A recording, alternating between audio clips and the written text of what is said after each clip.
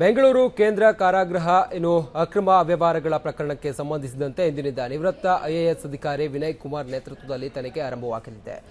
ಮೊದಲು ಸರ್ಕಾರದ ಉನ್ನತ ಅಧಿಕಾರಿಗಳ ಜೊತೆ ವಿನಯ್ ಕುಮಾರ್ ಚರ್ಚೆಯನ್ನ ನಡೆಸಲಿದ್ದಾರೆ. ನಂತರ ರಾಜ್ಯ ಪೊಲೀಸ್ ಮಹಾನಿರ್ದೇಶಕ ಆರ್.ಕೆ. ದತ್ತಾ ಅವರನ್ನ ಭೇಟಿ ಮಾಡಿ ಸಮಾಲೋಚನೆ ನಡೆಸಲಿದ್ದಾರೆ. ಈ ವೇಳೆ ಇಬ್ಬರು ಐಪಿಎಸ್ ಅಧಿಕಾರಿಗಳ ಆರೋಪ ಪ್ರತ್ಯಾರೋಪಗಳ ಬಗ್ಗೆ ಚರ್ಚೆ ನಡೀತದೆ. ಈ ನಡುವೆ ವಿನಯ್ ಕುಮಾರ್ ಕಾರಾಗೃಹ ಇಲಾಖೆ ಕಚೇರಿಗೆ ಭೇಟಿಯನ್ನ ನೀಡಲಿದ್ದಾರೆ. ಡಿಜಿಪಿ ಎಚ್.ಎಸ್. ಸತ್ಯನಾರಾಯಣ ರಾವ್ ಹಾಗೂ ಡಿಐಜಿ ರೂಪಾ ಅವರ ಜೊತೆ ಸಹ ಪ್ರತ್ಯೇಕ ಚರ್ಚೆಯನ್ನು ನಡೆಸಲಿದ್ದಾರೆ.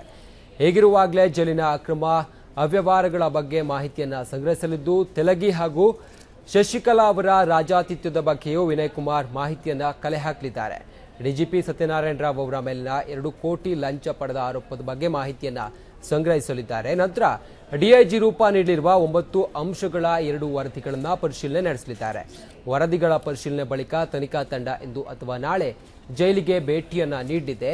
ಜೈಲಿನಲ್ಲಿ ನಡೆಯುತ್ತಿರುವ ಅಕ್ರಮಗಳ ಬಗ್ಗೆ ವಿನಯ್ ಕುಮಾರ್ ಖುದ್ದು ಪರಿಶೀಲನೆಯನ್ನ ನಡೆಸಲಿದ್ದು, ಶಶಿಕಲಾ ಹಾಗೂ ತೆಲಗಿ ಇರುವ ವಾರ್ಡ್ಗಳನ್ನು ಸಹ ಚೆಕ್ ಮಾಡಲಿದ್ದಾರೆ.